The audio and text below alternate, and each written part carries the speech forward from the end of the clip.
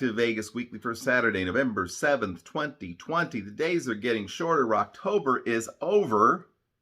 We know that because Tamara and Gord have finally crossed the border. So we are putting together another show for you here this week. I want to make a few personal comments before I get started. The timing of some of the content on this channel may change a bit over the coming months and years, depending upon circumstances.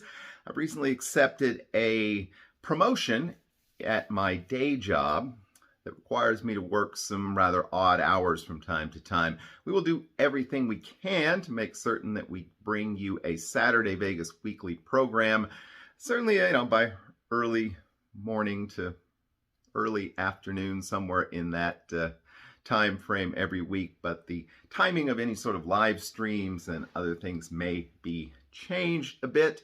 We will keep you up to date on that as it proceeds. Going to be probably a bit of a short show today. Talk a little bit about some news. We welcome back our friend PJ to the program and a quick Vegas tip or trick before we sign off for the week. In the news this week in Las Vegas, a portend omen of things to come.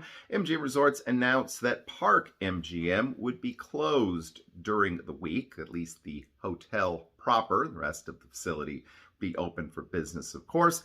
And this is not the first time we have seen this. The Encore has been closing regularly over the weekends, and I believe the Link and Planet Hollywood as well.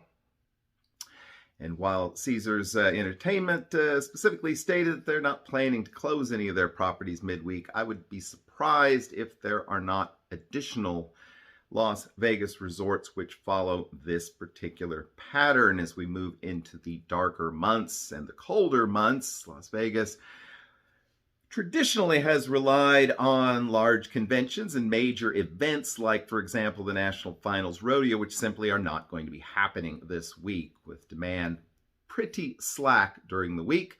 I think this is likely to be something we will see more of. On a surprising note, however, Caesars announced that they plan to reopen the Rio sometime before the end of this year. The property, which was sold off to an investment group that continues to be run by Caesars, has been closed since the pandemic began in the spring. It is certainly a property in need of some tender, loving care. That entire area, the Palms, Gold Coast, Rio area, where I have spent a good deal of time over the years, has been one of the most impacted areas anywhere in Las Vegas. Only the casino and a couple of the restaurants at the Gold Coast and the hotel at Palms Place, not the Palms proper, have been open at all. So it'll be interesting to see what they do with this. Speaking of openings, MGM has followed Caesars' lead and is planning to open up a limited number of shows. That's right, if you're a big fan of David Copperfield, Fantasy, Carrot Top, Jabberwockies, a couple others, Fantasy, Thunder Down Under. Those shows are going to be coming back to the Las Vegas Strip very shortly, some of them in larger venues to accommodate the social distancing rules, but it's nice to see at least a few properties and a few new shows come back online. Speaking of coming back online, we are here today to welcome back our master mixologist, we'll call him. PJ had a chance to meet Paul and spend some time with him in Las Vegas a few weeks past, and we've been giving him the month of October basically off, but he's back with a fall-themed cocktail today. And without any further ado, PJ, take it away. Hello, ladies and gentlemen, and welcome to another episode of Cocktail of the Week with your host and not a professional bartender, PJ. Well, hello, ladies and gentlemen, and welcome back to another episode of Cocktail of the Week. John, how you doing? Have you recovered? For October, what a great event, right? I'm already excited about 2021. I can't wait. And ladies and gentlemen, for those of you who were not able to be there this year, I hope you can all make it next year. We had a great time, as you've seen from all the live streams, from all the vlogs, and there's still more video to come from that fabulous time in Las Vegas. But hey, we're not here for that. We are here for today's cocktail. And that is, ladies and gentlemen, an apple cider margarita. Just 3 ingredients: gold tequila, Grand Marnier, and fresh apple cider. That is going to be the key to this cocktail. We'll be right back, and we're going to put this puppy together. Stay tuned. I think you're going to like this one. Happy fall, everybody. Okay, we are back. All right, so the first thing we want to do is we want to rim our glass. So we're going to take some apple, and we're going to put a nice little coat of sugar on there. All right, then we're going to pop this. And let's put a little cinnamon sugar on there.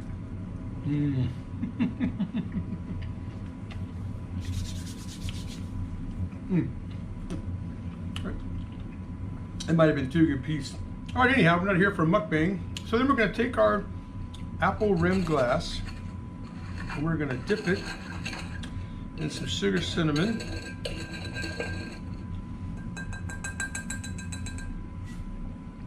And now we've got our glass rimmed. I need a bigger bar. We'll start working on that.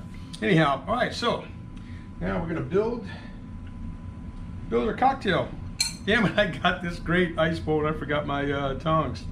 All right, so we'll drop that in there like so. Get our shaker, and I swear I have tongs. Put some ice in here.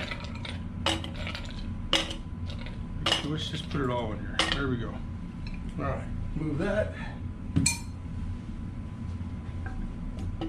All right. Hey, I've been off for a month. Hey, by the way, I want to thank Andy and Simone, Kathy Grant, and my friend Vino, 60-Second Cocktails, for filling in while I was gone. All right, so the ingredients. Oh yeah, tequila, not Jack Daniels, Grand Marnier, and some fresh apple cider. If you saw the video where I went out, did the road trip to pick this baby up, if you haven't, check it out. All right, so first thing we're going to do is 1 ounce of gold tequila. Dump that in there. I'm using Jose Cuervo Special Gold Tequila. Put that back. Next, we're doing a 1/2 ounce of Grand Marnier. Combo! 1/2 ounce of Grand Marnier. There we go. Dump that in there like so. Clean it up as we go along. You may see that again. We're going to be making a few fall cocktails for Cocktail of the Week. And now, our fresh Beechwood Orchards apple cider. We're doing 4 ounces of that.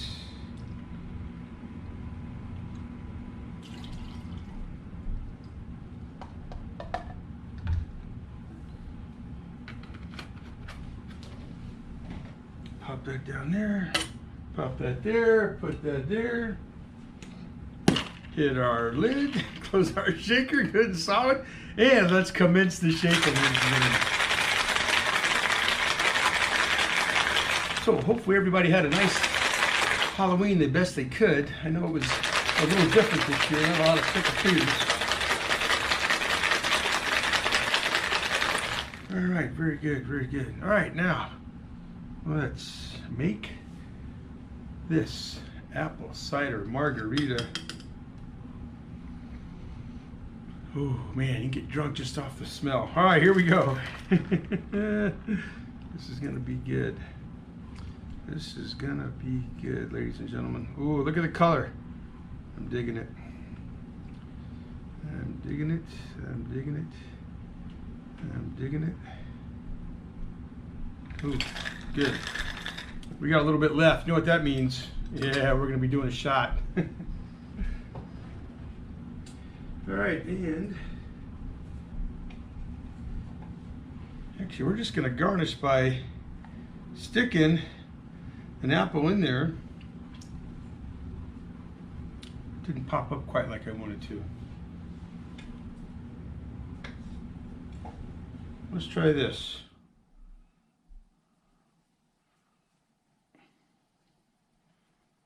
We'll do a double apple. All right, ladies and gentlemen, here is to our host, John. Cheers to you, my friend. Ladies and gentlemen, cheers to all you. I present the apple cider margarita. 3 ingredients.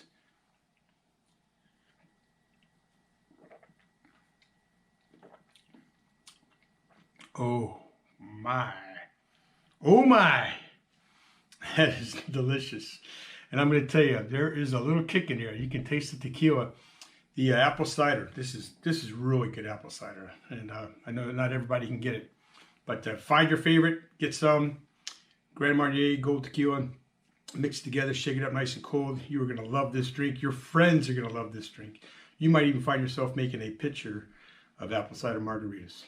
Ladies and gentlemen, once again, delicious, delicious. The tequila is hidden. Be careful. Too many of these, you could be that guy passed out on the couch during a big football game. Once again, John, thank you very much. And ladies and gentlemen, John is doing a fantastic job. Hopefully you guys are all following him. You must be, or you wouldn't be watching the show. But let's get him to 10,000 subscribers. The only way to do that is to hit that subscribe button. But first, leave a thumbs up. Write a little comment. Tell him how much you're loving the show, how much you love PJ being back. Or maybe you want Andy and Simone back, Kathy back, or my friend Vino up there in New York. 60-second cocktails. Either way, we'll be bringing you cocktails week in and week out, as long as John continues to have us.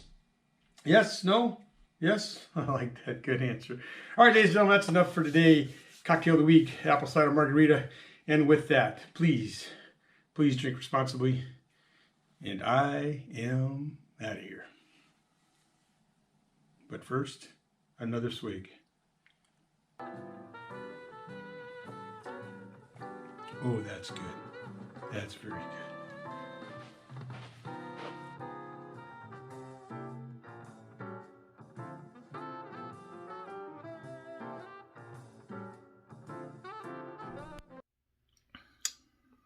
As always, thanks to my friend Paul, PJ, for doing that segment. It allows us to stretch out the show a bit. It's definitely going to be true here today, but well, we certainly missed his particular brand of mixology this past month, and glad to have him back. I don't know about 10,000 subscribers, PJ, but certainly would encourage you, if you're enjoying today's program, to hit that like button and subscribe. We do this show basically every week, and try to bring you some good Vegas information.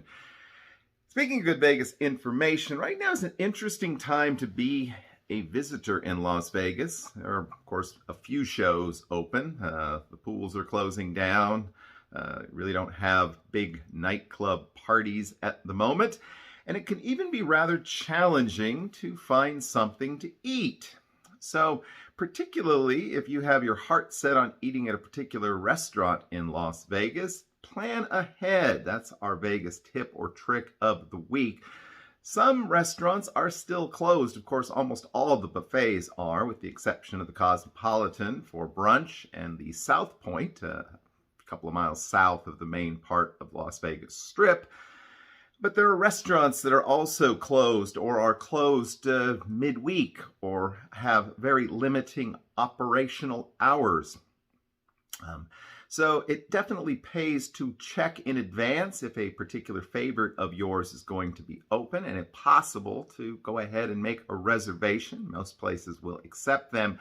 I know people who've shown up at restaurants and basically been put on a waiting list and waited an hour or more in order to get a table. So if you've got your heart set on eating at some place, like Hell's Kitchen, for example, make sure to plan well in advance so that you're not disappointed and not left hungry. So there you go. I warned you this was going to be a really short show, a quickie today, and it certainly has been.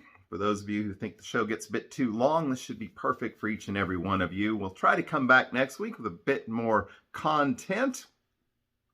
But until then, I hope that you have a great and lucky week. We will see you soon.